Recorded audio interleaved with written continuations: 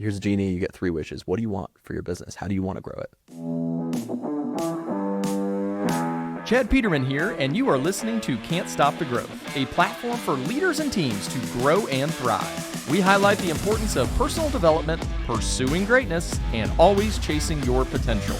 Let's get into it.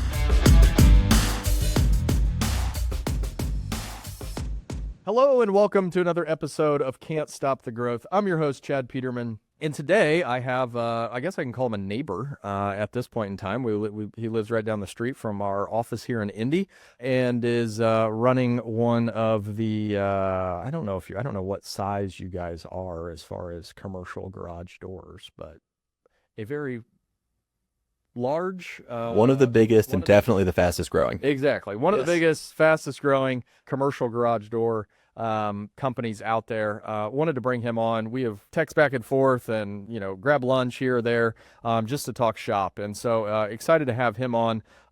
Even though you're in the commercial space, a lot of our listeners are residential. I think there's so much, as we've talked many a times, there's so much commonality between the issues and the problems that we're facing on a daily basis and what we're trying to solve and grow people and companies. And at the end of the day, whether it's commercial or residential, we're selling skilled labor. And so how do we build it? How do we develop it to hopefully grow our companies? So without further ado, I would like to welcome the CEO of Galaxy Partners, Mr. Michael Aft. How are you, sir? I'm well. Thank you for having me. It's, Absolutely. Strange. I'm pretty sure you went to high school with my wife. I did.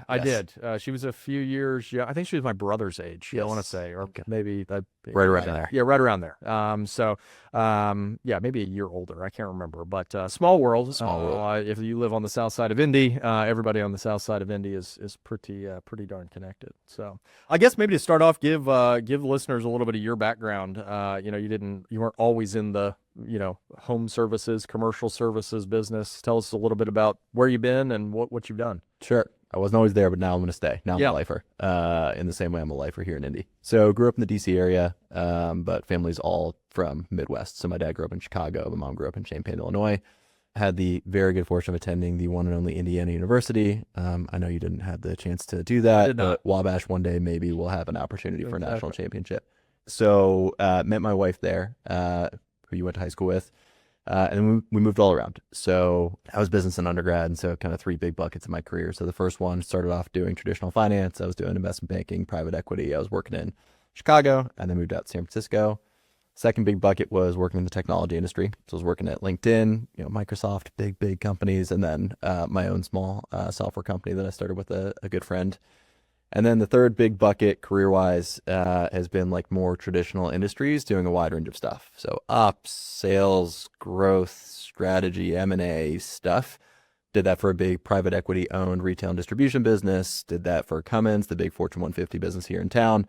And then obviously with Galaxy Service Partners now. So we've lived a bunch. We will no longer move. We're happy here in Indy. And it's been a really cool thing getting into the trades. Yeah, absolutely. I think that wasn't that one of your prerequisites with Jordan is I'm going to live here. That was it. Yes. Will not move. We had a lot of conversations about that. Yeah. Very supportive. Yep. Yeah.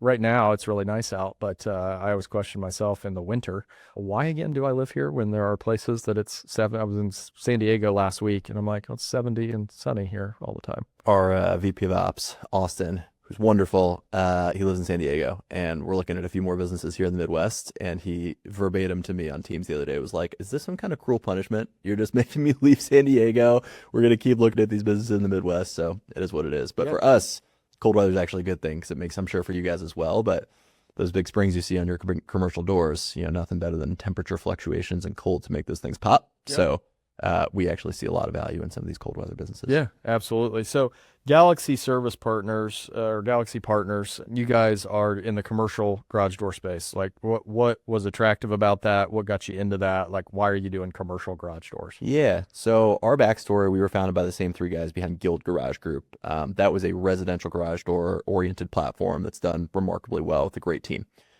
As the 3 co-founders behind Guild got more into the garage door industry, which I'll touch on in a second, they started to get a lot of inbound interest for commercial. They didn't really have anything to do with it because Guild wanted to stay residential. So as Guild got to a level of maturity where the co-founders were ready to move on to their second platform, a natural pivot for them was into commercial. There's a lot of reasons they like doors in general, commercial, residential. For us, and not completely dissimilar from HVAC, it is about as mission critical as it gets, right? Your door is broken, whether it's a residential or commercial, your door's broken, like everything stops, right? And so for us, you can use all the like buzzwords you want, non-discretionary, countercyclical, all those are true, but like really heckin' important is the product that we work on, and it's kind of no fail. In commercial, that is especially true. So if your residential garage door, mine actually had to get fixed the other day. If that goes down, that sucks, right? It might be late for work. I got to like manually lift it up, but I can figure it out. If a commercial garage door goes down or up, goes out of service, or a dock leveler, or an automatic door, any of the products that we touch, a gate, commerce and business stops. So for us, yes, it has all the hallmarks of non-discretionary, of, counter-cyclical, of all those things. Those are all true. Yes, it's a massive market. Like every time we're out driving, I think I told you this over lunch, I'm just pointing out to my wife and kids all different kinds of doors now because I see them and they like do not care at all, but I care and I love them. So they're everywhere. So it's a massive market. So it checks all those boxes. But for us, it's like, it's the top N% of that pie because it's so foundationally important. And every time we close on a business, we go out and we ride along with one of these technicians, and it's a lot of fun. We get to crank wrenches and pretend like we, know what we're doing. But every time I get really amped up because I'm like, oh my God, look at this, look at this dock leveler. We get to clean that thing out. This is amazing. And they're like, why are you so excited? And for me, I kid you not, docks and doors are the literal backbone of American GDP. Like goods and services do not flow if you cannot get in and out of a building and a forklift can't drive into a truck. So you want to talk about food, medicine, supplies, commerce, like any e-commerce goods, like literally any physical product in the United States economy has to move through one of our products. So they just got to work. And if you can't get fired up about that, about literally supporting the backbone of the American GDP, I don't know what else you could get excited about. So we like it for all the business reasons, but like, I don't know, there's just something kind of cool about being able to say that. Yeah, that is kind of crazy. I mean, most commercial businesses, I don't think you get like the whole, I mean, you could probably tie it in, but it's like, well, hey, we're just kind of doing this thing. Whereas I've never really looked at it that way, but it's very true. Our big thing is we always say, if we didn't help our communities with HVAC, plumbing, and electrical, everybody's got to go home and they want it to be comfortable in their house. They'd like the water to work. Yep. And they'd sure as hell like to turn on the lights. Yes. So I think once you start thinking about it, the trades in general and how it is the backbone, I think we're getting a ton of interest from, what was it? BlackRock just invested like $100 million into supporting the trades. And like, you've got all this stuff going on. And I think people are starting to realize that this is really, really important work. 100%. There's also an element where like, and it's a really positive thing, like for us, and I know you guys are the same way, our technicians are everything, right? It's not to say that the other positions in the businesses aren't important. Of course, like dispatch is a hard job. I would not be able to do that. Sales is a grind, but the person in the truck, like putting their time on the line, dedicating their resources, their mind share, putting their body on the line, that is like the most important. It's why one of our big 4 priorities of the company is called Serve the Technician, Serve the Tech. So it is important, and it feels, I don't know if you guys see this now, it feels like we as a society are starting to finally place more value on that and recognize it for the quality that it is and reward it. Whereas when we were growing up, I don't know that it was as attractive or viewed as attractively as a path, which now in retrospect, it's like my 5-year-old, if he came home and he was like, Dad, I want to go be in the trades, I'd be like, hell yeah, Bruce, go do it. Like, let's go. I'll help you do it. So it's important, but it's just as important that we recognize how valuable it is. So we try to do that internally, but it feels like we're starting to see more of that. I don't know if you guys have seen the same thing. Yeah, absolutely. I mean, I think that, there's a external like shedding light on it. And then I think it's also building up the people on your team. I think that has been one of the things of, hey, we got people from all walks of life, people who knew they wanted to get into the trades, people who, by happenstance fell into the trades or had an uncle that did it or whatever it may be. And so I think the more that we can do to shine a light on that, this is a very like proud to be career, and the things you're doing and the money that you can make and so on and so forth, I think are things that I look at from, the seat every day. Yeah, I want to sell another furnace or a water heater, but at the end of the day, it's like, what's that bigger picture? For us, it's elevate the trades. Yes. How do we continually do that by the way we treat our people, the way we train and develop them, and the way that they serve the customer? I think that's critically important. One question I had for you. So obviously, getting into this business, you've probably spent your fair share of time like just understanding the residential model. Yeah. Like what are the main differences, or maybe a better question is, what are the misconceptions and you're like, yeah, it's the exact same. Like there's no difference here. Yeah, interesting. So there's a lot that's different that I didn't fully appreciate coming in. So you might say commercial garage doors, but any commercial door company covers like 50 different products, right? We're talking not only a sectional door, but rolling steel, high performance, rubber door, speed doors, fabric doors. There's a near endless amount of actual overhead doors you can have. We're talking dock levelers and dock equipment. We're talking 3 different kinds of those. We're talking about dock seals, and it's just, and then there's pedestrian doors and man doors and hollow metal and swing doors and sliders. So the first thing is like, and to be clear, like residential is a beast of a business to manage. Every day starts at zero. It is a remarkably competitive, very, very hard industry to operate in. But the total products that are typically focused on within one of them, within your HVAC, within your electrical, within your residential garage doors, it's just like a fewer set of things. So the first thing that I had to get educated on was like, this isn't really a doors business. This is like an entry and exit business that happens to do a lot of doors. So that's the first piece. There's a lot of implications that come with that, right? So you think about that from the sales perspective all the way down to the technician perspective. It is much more, it's not harder, but it is very challenging for a new technician or new salesperson to get up to speed because they're not getting pattern recognition and repetition day to day. They might spend 6 months and see one type of rolling steel door twice, right? Whereas in a different trade, they might see it every single day and get that pattern recognition. So first thing I got schooled on that's very, very different was just like product depth and breadth. The second piece, and I think the biggest change, or the biggest difference between the two is just the like go-to-market function and motion. My limited understanding of residential is marketing and PPC and GMB optimization, or it's called something different now. Google GBP Yeah, I don't know why they optimization, changed the name. LSAs and all the things, Yeah. right? Whatever Google stuff. All the acronyms. All the acronyms. That's like the lifeblood, right? You got to get really, really good at demand generation and then lead capture. So your really valuable, like top of the funnel sales generation motion is lead generation, and then call center excellence, and then technician on-site executing that, giving the options, making sure you're delivering for the customer. For us, it is a B2B relationship-driven sale that is not really marketing-driven. It can be, but it's typically not. And these are relationships that take place over the duration of multiple years. So you might have one facilities manager who you've gotten to know, you've built a relationship with them. They might have to call you 10, 20, 30 times a year because they've got 100 doors on their building, 100 dock positions, right? So it's this relationship-driven sale. It is a B2B-driven sale. The best salespeople and outbound prospecting people in our space are going out there and literally knocking on doors, and they're cold calling and they're prospecting. We do marketing and all the acronyms for our brands. We view that as the icing, not the cake. For us, the cake is a B2B driven sale. So that's what's different. In terms of what's similar, I mean, like, look, at the end of the day, it's people business, right? You made the point. You're selling highly skilled labor. So it's people business through and through. It's a culture business through and through. It's a rewards-based business through and through. So there's a lot of lessons I think we can take from residential in terms of how do you build a culture that enables growth? How do you scale a business like this? How do you use technology to really accelerate your pace of growth? But the go-to-market and the product are so different that honestly, I was almost hoping they'd be more similar coming in. Just rinse and repeat and learn a lot of things from Guild, and they've been wonderful with their time. But it's quite a bit different than I think a lot of people appreciate. Yeah. Let's dive in a little bit to kind of you as the leader. Obviously, you're CEO, they bring you in, you acquire the first company. So here we are.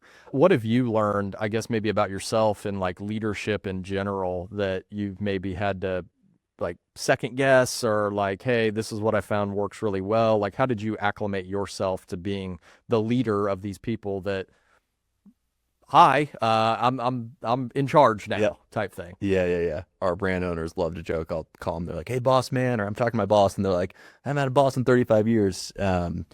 So it's a funny dynamic. You know what's so interesting about this job is it's changed like 3 times. We're going so fast. Yeah. So I joined last April. We were $0 of revenue and 0 companies.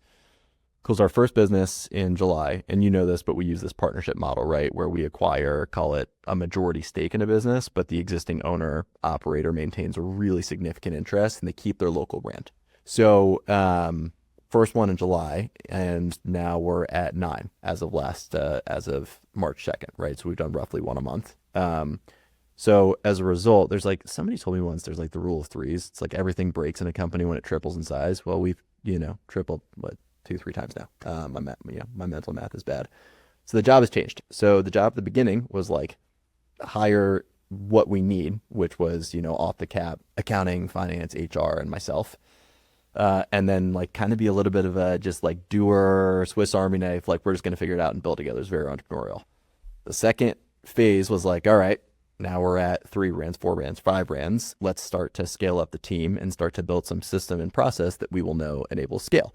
So that wasn't necessarily the people side of it so much as hiring the people, right? Designing the team, making sure that we have our operating systems in place. Like how do we set goals as an organization? How do we keep track of all the stuff we're doing? How do we prioritize and invest our time? And then now we've gotten big enough where the job has become more of a CEO job, which is, different for me. I'm used to being a doer, right, across any business. And, I hope my team would still say that about me now, but the job has shifted where we're, big enough, we're not massive, but we're big enough now that it has to be a people leadership job. And the most important things I can do for the business, and I've gotten schooled on this a few different times, are really oriented towards right people, right priorities, right resources, right accountability, and getting out of their way. So the job has changed a bunch. What I will also say is our model, that partnership model where we are keeping the local brands and we're keeping the local leaders, that enables us to operate in a pretty unique way. If you were to walk into a business, somebody told me this once, like, all right, I walk into a business and I'm like, hey, Chad's overhead door, I'm Michael. Never would I walk in and be like, I'm your new boss. But I walk in and it's like, yeah, we're buying a majority stake and we're partnering. We're here to help you grow. We've never had this question come up, but you can imagine they're like, well, how many years of experience do you have in the garage door industry? And I'm like, 11 months, right? But next week, hey, I'm hitting my 1-year mark. But the response is, how many years of experience do you have? And they say 40 years. And I say, how about him? He says 35 years. He's been with me 20 years. All right, well, you got my back? You got my 6? And they're like, yeah. And I'm great. I got 70 years of combined experience in this room. We're good, right? Yeah. We can get going together. So the short answer to your question on things I've learned as a leader is, change, need to adapt, critical. I'd say the accountability thing has been a big one where you kind of have to separate the person and the personality and the relationship from delivering for the business. And I don't mean that in like a utilitarian, purely pragmatic way. For me, it's like my wife describes my spirit animal as a golden retriever. And so historically, I have led near constantly through positivity. Like, I've got a work love language and it's words of affirmation, right? I love hyping my team up and making them excited. But in this role, when we are going this fast, we got to execute, right? And you got to have some hard conversations.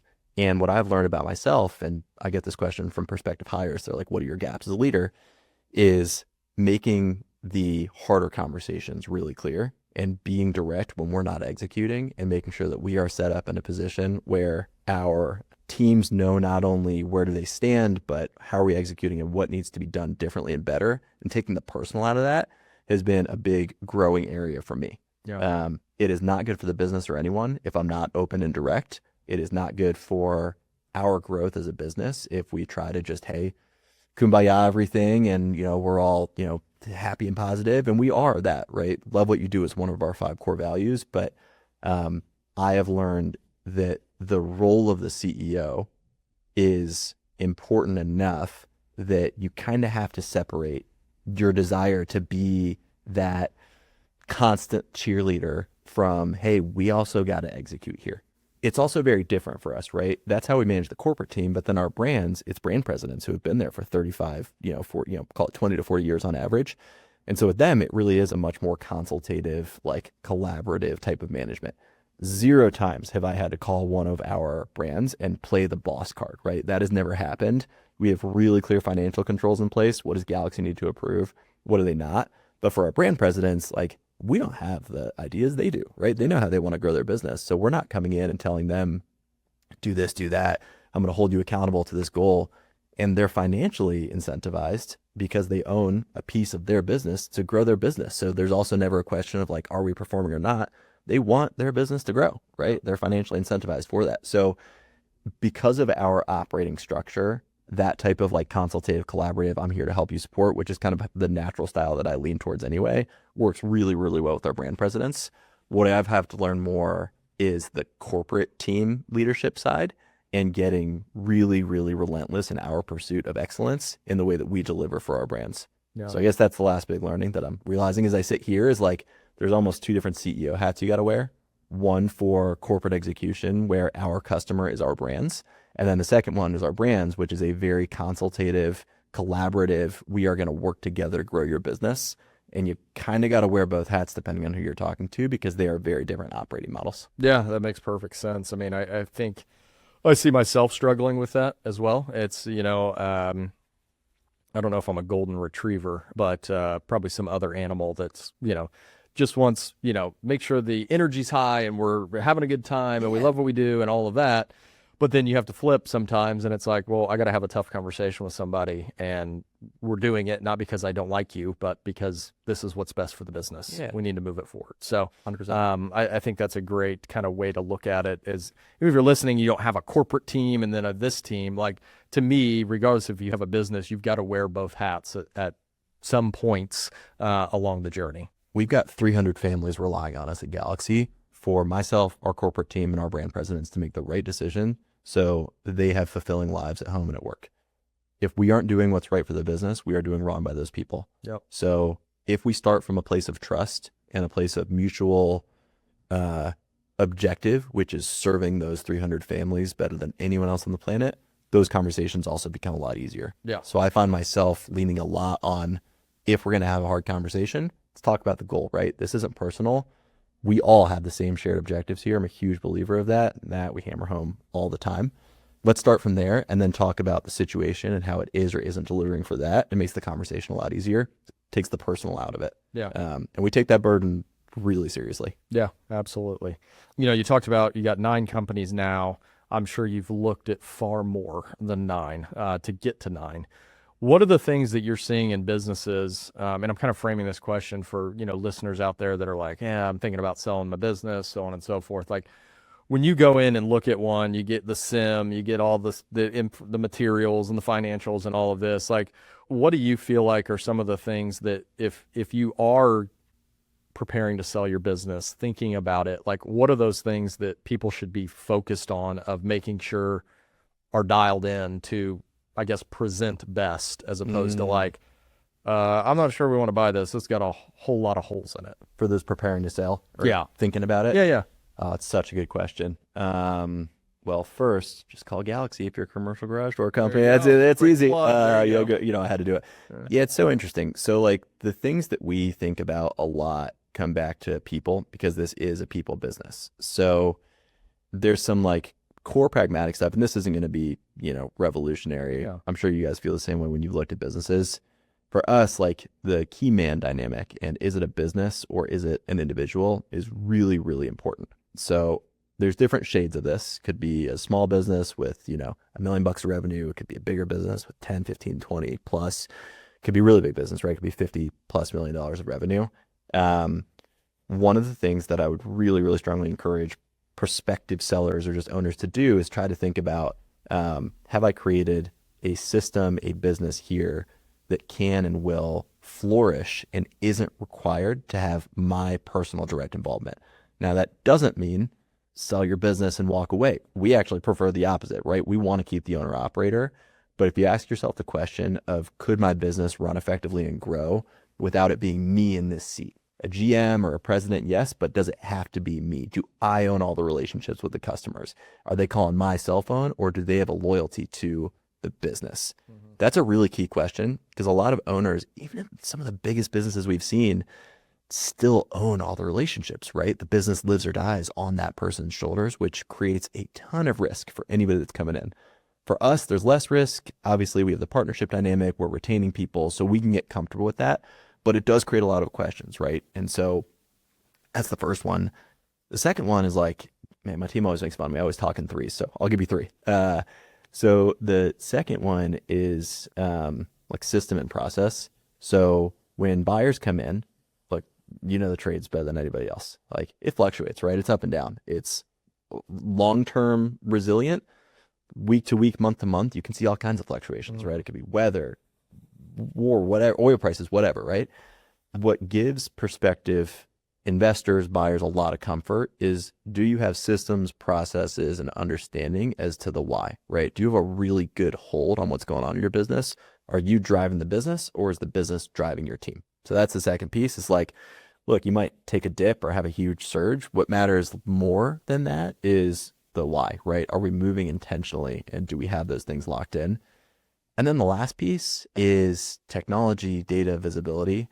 I think whereas over the last, entrepreneurship through acquisition or searches or roll-ups or platforms or independent sponsors, none of these are new concepts, but they've certainly grown a lot over the last 20 years. And even before that, there was traditional PE. I think if you were to look a couple decades ago, it was probably more the rule than the exception, that you'd be running on paper and pencil, and it's a little messy. We don't have great tracking. I think now the expectation and the table stakes is consistent, high quality data. Now you don't see it with everyone, but if I were the owner of a future Galaxy business, one of the things I would do is move on to a platform like a Service Titan. It would be, for me, a real differentiator. And when we look at businesses, look, we're comfortable, very comfortable with businesses that are running on paper. Like some of the best door businesses in the country are running on paper. So I need to make that clear. But if you're asking the question of like, I'm an owner listening to this podcast, what should I do to prepare myself? Transitioning your business onto a platform that gives you more visibility to run the business is going to give prospective investors and buyers a heck of a lot of confidence. So that's what I would do. I'd ask myself the question of, is this Michael or is this Michael's overhead garage doors? I would make sure that systems, processes, levers are there so you can control the outcome and you kind of have good visibility into that. And then technology and data, for better or worse, I think it's becoming table stakes for really any business that wants to be kind of more marketable. Yeah, absolutely. And I think that, with the emergence of AI and different things like that, like getting to data and reporting, so long as you have kind of a central repository, whether that's Service Titan or some other software or whatever it is, like the stuff that we're doing with AI, building dashboards, building reporting is just, it blows my mind that you can get at data that quickly, which is great. And I think is going to be a key tool for all businesses, moving forward. When you think about the last 11 months, I'm sure you've made some mistakes. I'm sure there's been things that like, hey, we knew on day one, we thought it was going to be like this, and oh boy, were we wrong. Or oh boy, was that completely different. Tell me about a time that you've ran into that over the last 11 months. I'm sure there's a couple. Oh my God, yeah. And we're just constantly making mistakes, right? That one of our core values is also better every day. Like we are going at a clip and building something special here, and I anticipate and expect mistakes to be made. What matters for us a lot more is documentation of that. There's two that come to mind. So like the first one was actually a very commercial specific nuance, probably not a good example for this show, but it's like working capital dynamics and making sure you understand what's coming over at close, what's not, and the cash flow dynamic. It just like created some consternation and headaches that we probably didn't need to go through that we've addressed. I'd say the bigger piece for us though was, man, this is a really, really small example, but it mattered a lot and we've learned so much from it. So first deal we did, man, you're gonna laugh. This is so in the weeds. The day that payroll is paid. So we manage a few things centrally at Galaxy, right? So we got to control cash, right? In and out. So that means payroll, that means accounting, finance, AP, but we do so in partnership with the brands. So we actually want to take that off their plate so they don't have to focus on it. Now, think maybe you have somebody here. I've never met anybody at a brand who's like, you know what? I love payroll. Let me really keep doing that one. Please let me call ADP once. That would be incredible. Please don't take this from me.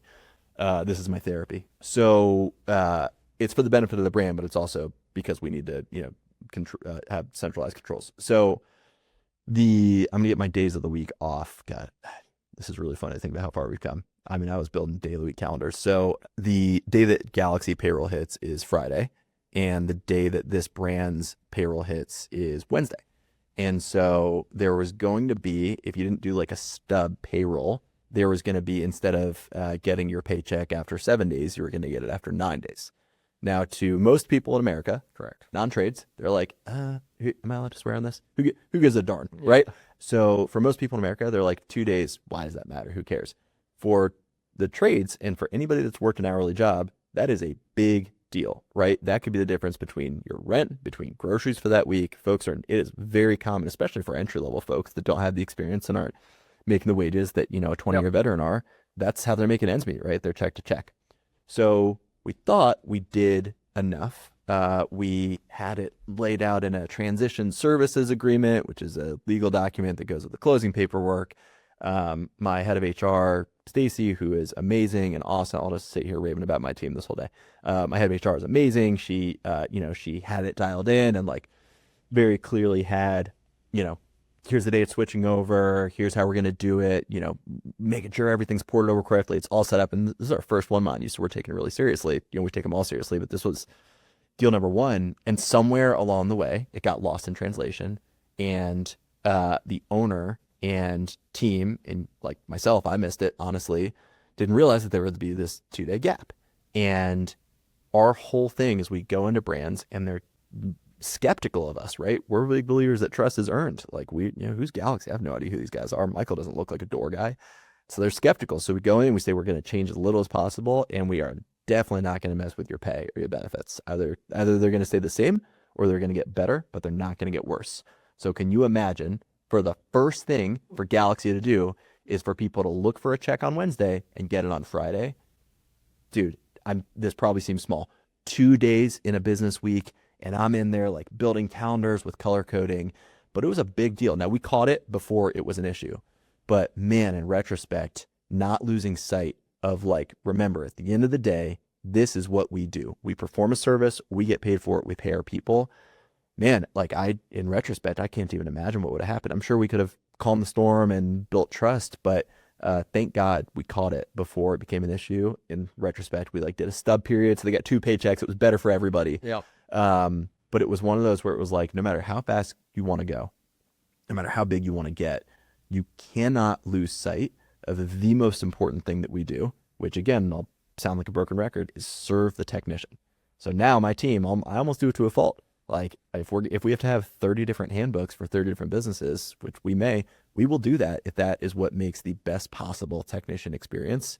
So anyways, it's I'm sure we've made a million other mistakes, and even today, I'm sure alone, I've been working for 9 hours now, so I'm sure I've made, tons of mistakes today, but it was such a perfect like example and microcosm of like the work that we do, the importance of every single detail of keeping that technician in mind, but also how we react as a business, because we've got our big Monday check. I love Monday checklists. I'm doing too many software advertisements today, but it's some free swag.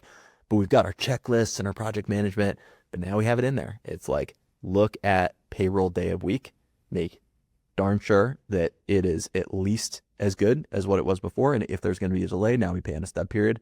We haven't had the issue since.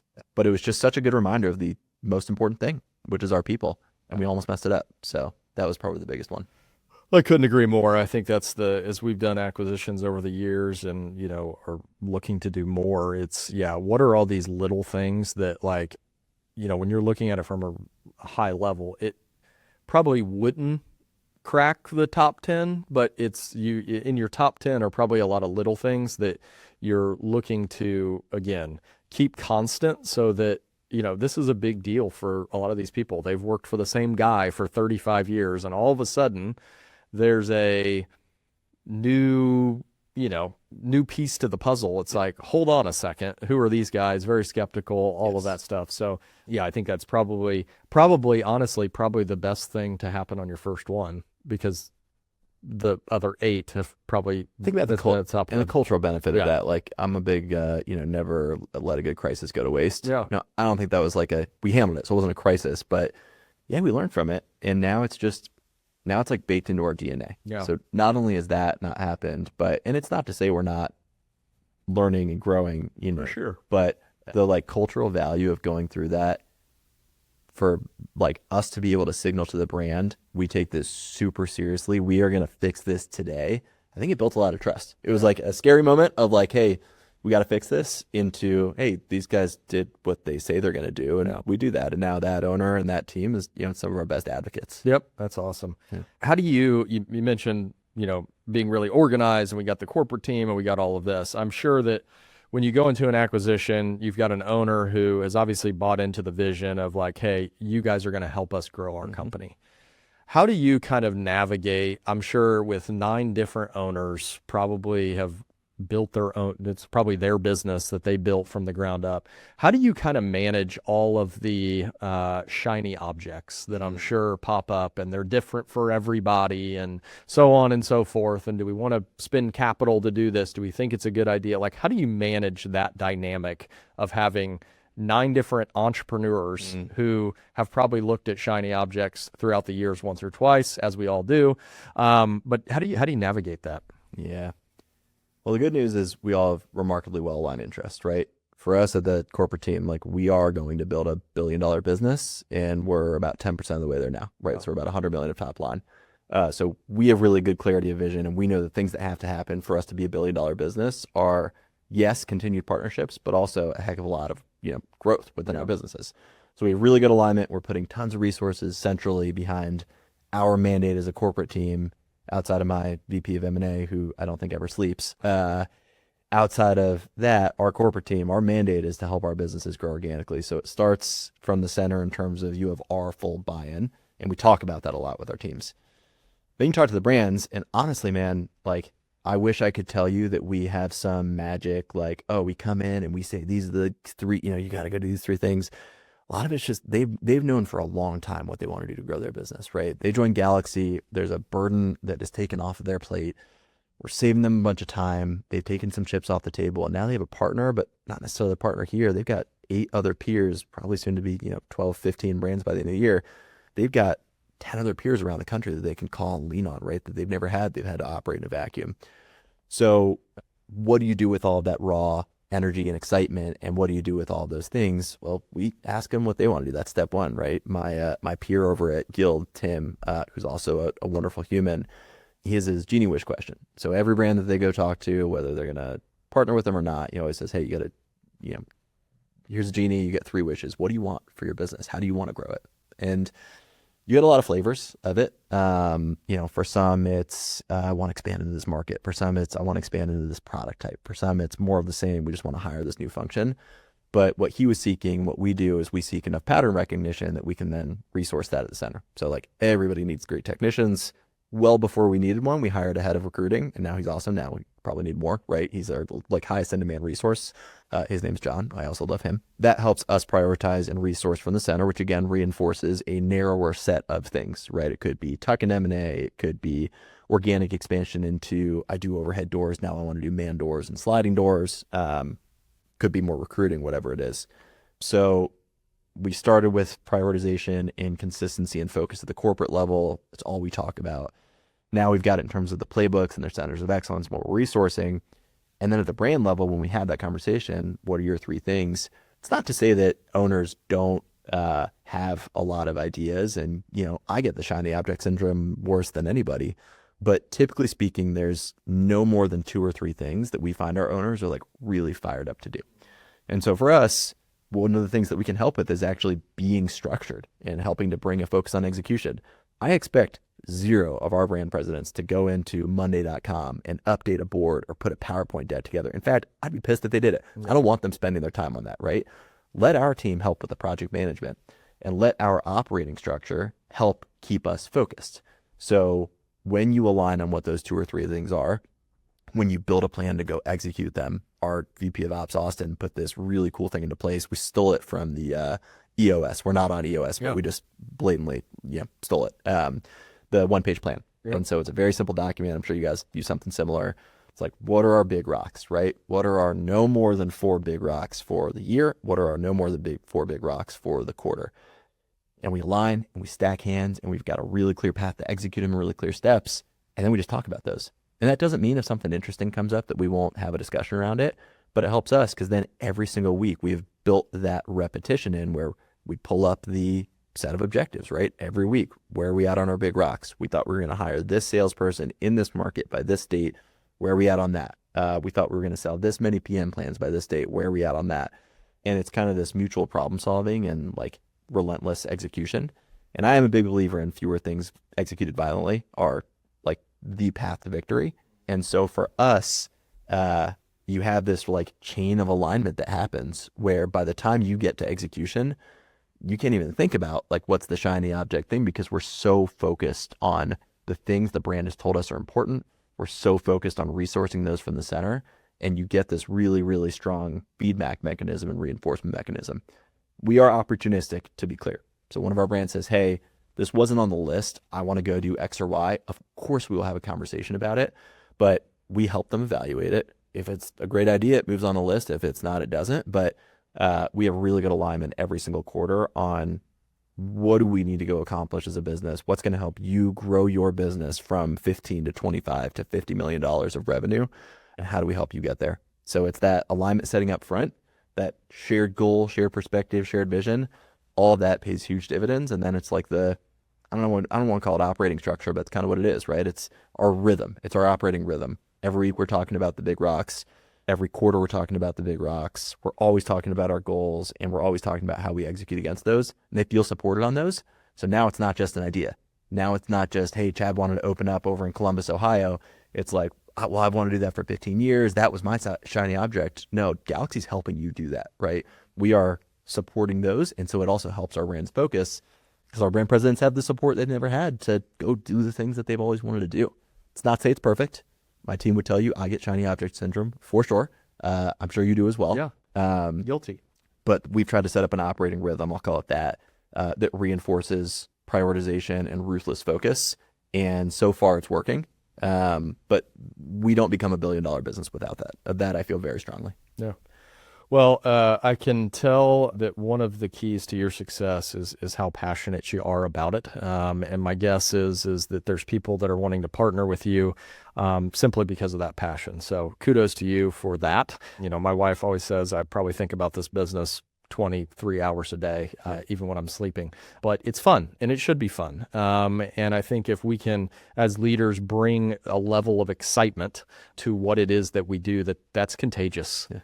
Because I think more than anything, people in today's world, I think there's a stat out there, I think it's something crazy percentages of employees are disengaged at work. And that may not mean that they don't do their job. It just means that like they're going to do up to their job, and that's about it. They're not going to be coming up with new ideas, thinking about ways to expand, and so on and so forth. So I have no doubt you guys will reach your goal. Appreciate you spending a little bit of time with us. Always good to trade notes and learn a little bit at the same time. So appreciate you being on. Thanks for having us on. Absolutely. Thanks for tuning in. If you'd like to connect, you can find me at chadmpeterman.com. To see what our team's up to, you can visit petermanbros.com. Don't forget to check out our YouTube channel, and as always, keep growing out there.